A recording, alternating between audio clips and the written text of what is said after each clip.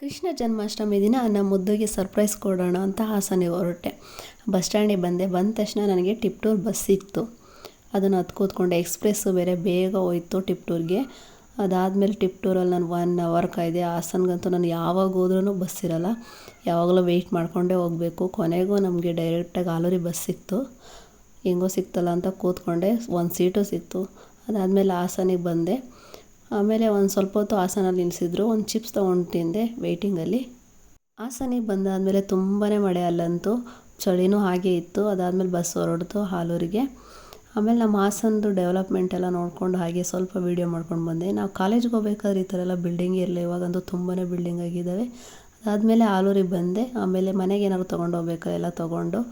ಆಮೇಲೆ ನಮ್ಮ ಮುದ್ದು ನಮ್ಮ ಮನೇಲಿರಲಿಲ್ಲ, ನಮ್ಮ ಆಂಟಿ ಮನೇಲಿದ್ದ. ಅಲ್ಲಿ ಹೋಗ್ಬಿಟ್ಟು ಮಾತಾಡ್ಸೋಣ ಅಂದರೆ ನನ್ನ ತಂಗಿ ಮಾತು ಕೇಳ್ಕೊಂಡು ಅವ್ನು ಮಾತೇ ಆಡ್ತಿರ್ಲಿಲ್ಲ.